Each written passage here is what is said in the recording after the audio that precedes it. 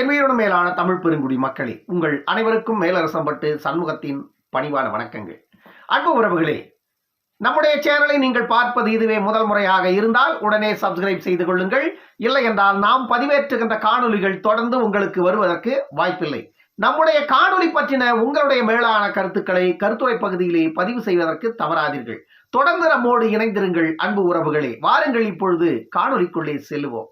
24 தேர்தல் எடப்பாடி போட்ட கணக்கு, அவரை கீழே தள்ளிய பாமக. சீமானின் காலை பிடித்து கெஞ்சும் நிலைக்கு இறங்கி இருக்கிறாராம் எடப்பாடி. எடப்பாடி போட்ட கூட்டணி கணக்குகள் அவருக்கு எதிராக மாறி இருப்பதாக தமிழ்நாட்டின் கருத்து கணிப்புகள் வெளியாகி பேரதிர்ச்சியை ஏற்படுத்தி இருக்கிறது எடப்பாடிக்கு. தேமுதிக கூட திரும்பி பார்க்காத நிலைக்கு சென்றுவிட்ட அதிமுக கடைசியில் வேறு வழியே இல்லாமல் சீமானிடம் உனக்கு எத்தனை வேண்டுமென்றாலும் நான் கொடுக்க தயார், பாதிக்கு பாதி, 20க்கு 20 கூட அதுவும் 20 என்று பேசியிருக்கிறாராம் எடப்பாடி சீமானிடம். சீமான் இப்பொழுது உச்சபட்ச உயரத்தில் நிற்பதாக சொல்லப்படுகிறது. சீமான் அவர்கள் கடுகளவு கூட ஒப்புக்கொள்ளாத நிலையில் சீமானின் காலை பிடித்து கெஞ்சியதாகவும் ஒரு தகவல் வெளியாகி இருக்கிறது. 2024 பாராளுமன்ற தேர்தலுக்கு தமிழ்நாட்டில் பல முனை போட்டிகள் தயாராகி கொண்டிருக்கிறது. ஏற்கனவே திமுக ஒப்பந்த கூட்டணியின் அடிப்படையில் ஒப்பந்தமாக இருக்கிறார்கள். அதிமுக தான் அவர் போட்ட கணக்கு வேறு, அவருக்கு இப்பொழுது நடந்து கொண்டிருக்கின்ற சம்பவங்கள் வேறு.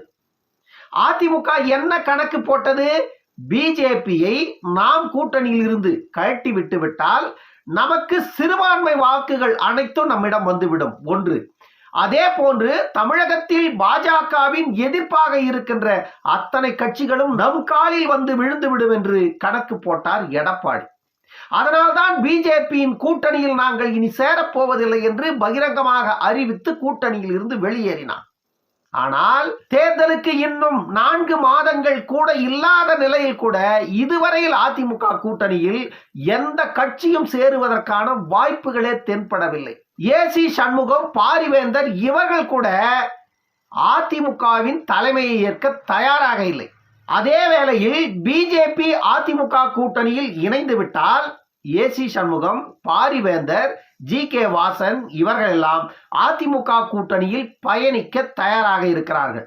ஒருவேளை அதிமுக கூட்டணியில் பிஜேபி இணையாத பட்சத்தில் ஏசி சண்முகம், பாரிவேந்தர் போன்றவர்கள் எல்லாம் பிஜேபி கூட்டணியில் வேண்டுமென்றால் இணைந்து ஓரிரு இடங்கள் பெற்று நாம் களத்தில் நின்று முடிந்த அளவிற்கு வாக்கு பெறலாம் என்று இவர்கள் எண்ணிக்கொண்டிருப்பதாகவும் சொல்லப்படுகிறது.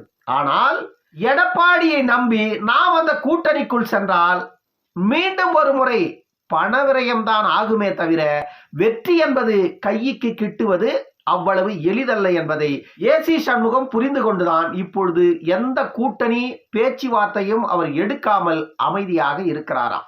ஏற்கனவே ஏசி சண்முகம் அவர்கள் 2019 நாடாளுமன்ற தேர்தலில் வேலூர் தொகுதியில நின்று கடுமையான போட்டியை கதிரானந்துக்கு கொடுத்தவர் தான் ஏசி சண்முகம்.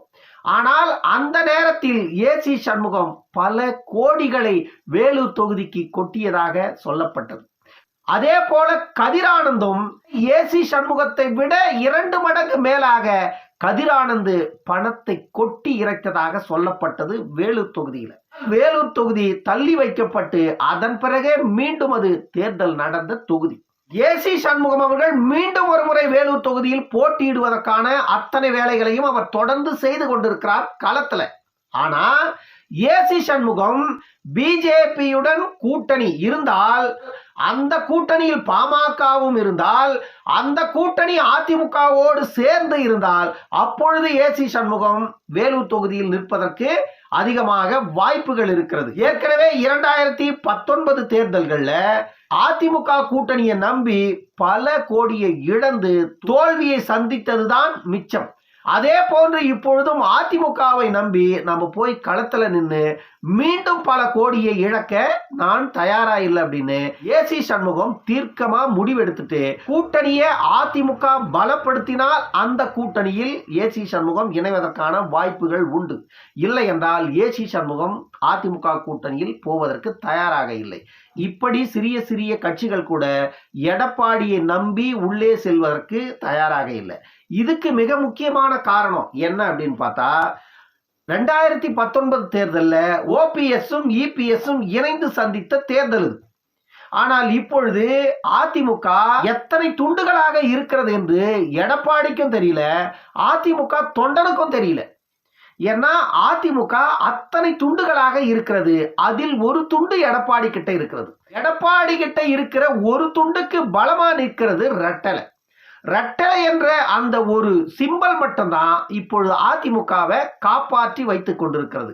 எடப்பாடி என்ற ஒரு மனிதர் அவர் தலைமையில் ஒரு தேர்தலை சந்தித்து அந்த தேர்தலில் அவர் எவ்வளவு வெற்றியை பெறுகிறாரோ அப்பொழுதுதான் எடப்பாடியின் பக்கம் அதிமுக இருக்கிறதா இல்லையா என்பதே நிறுவனமாகும். இந்த நிலையில தான் அதிமுகவின் நிலை இன்று இருக்கிறது. இப்படிப்பட்ட சூழ்நிலையில 2024 நாடாளுமன்ற தேர்தலுக்கு தமிழ்நாட்டில் உள்ள எதிர்க்கட்சி பொறுப்பில் இருக்கின்ற அதிமுக அவர்களுடைய தலைமையில ஒரு வலுவான அணியை அமைத்தால்தான் களத்துல சந்திக்க முடியும்.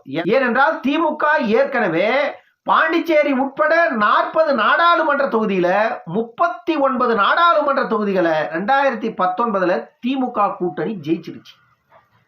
இப்பொழுது என்ன நிலவரம் அப்படின்னா திமுகவுக்கு வந்துட்டு மிகப்பெரிய எதிர்ப்பு இருக்கிறது களத்துல. இந்த எதிர்ப்பை இரண்டாம் நிலையில் இருக்கின்ற கூட்டணி அறுவடை செய்யணும்.